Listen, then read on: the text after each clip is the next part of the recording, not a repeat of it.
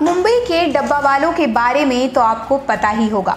हाल ही में केरल की राज्य सरकार ने अपने स्कूलों के पाठ्यक्रम में एक काफ़ी महत्वपूर्ण बदलाव किया है।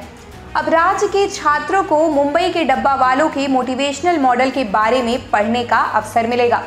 ये निर्णय केरल राज्य शिक्षा बोर्ड ने छात्रों के व्यवहारिक ज्ञान को बढ़ाने और उन्हें भारतीय समाज की विविधता और सफलता की कहानियों से परिचित कराने के उद्देश्य से लिया है।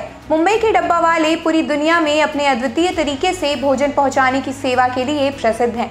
डब्बा वाले हर दिन लगभग 2 लाख लोगों तक खाना पहुंचाते हैं, जिनमें डब्बा वालों की संख्या 5000 होती है, और वो भी बिना किसी तकनीकी मदद के।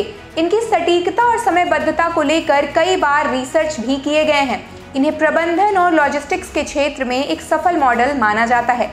केरल राज्य शिक्षा बोर्ड के अध्यक्ष ने इस कदम के पीछे का मकसद बताते हुए कहा, मुंबई के डब्बा वालों की कहानी सिर्फ मेहनत और अनुशासन की नहीं है।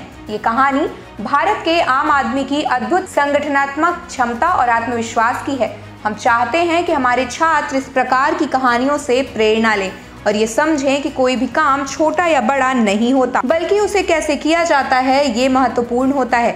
केरल के शिक्षा विभाग ने डब्बा वालों की कहानी को पाठ्यक्रम में जोड़कर छात्रों को व्यवहारिक जीवन के कुछ अहम सबक सिखाने की पहल की है। इसका उद्देश्य छात्रों को ये समझाना है कि किसी भी कार्य को पूरी मेहनत, लगन और टीम वर्क से किया जाए तो सफलता निश्चित है। ये चैप्टर ये भी बताता है कि कैसे बिना किसी अत्याधुनिक तकनीक का इस्तेमाल किए ये पूरी प्रणाली सिर्फ साइकिल, ट्रेन और हाथ की ट्रॉली के माध्यम से सफलतापूर्वक चल रही है। केरल में कक्षा 9वीं की अंग्रेजी की किताब में the saga of the tiffin carriers नाम से इस चैप्टर को शामिल किया जाएगा। इस चैप्टर को लेखक ह्यूग और कोलिन गैंजर ने लिखा है। केरल राज्य शैक्षिक अनुसंधान और प्रशिक्षण परिषद ने 2024 के लिए अपने अपडेटेड सिलेबस में डब्बा वालों की कहानी को शामिल किया है। इस चैप्टर में बताया जाएगा कि मुंबई में डब्बा वालों की शुरुआत कैसे हुई।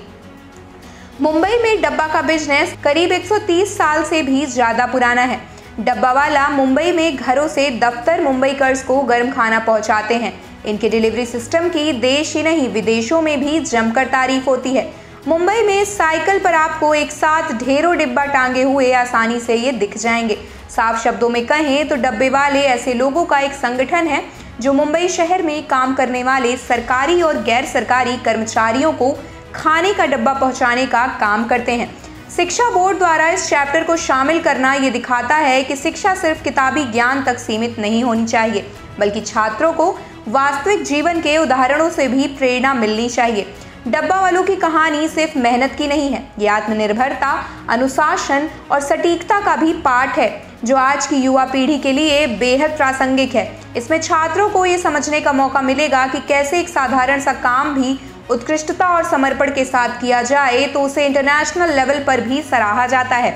मुंबई के डब्बा वाले एक ऐसा ही उदाहरण है, और इस चैप्टर के माध्यम से केरल के बच्चे भी उनके संघर्ष और सफलता की कहानी से प्रेरणा ले सकेंगे। आप देख रहे हैं सौगंध टीवी, सौगंध वतन की।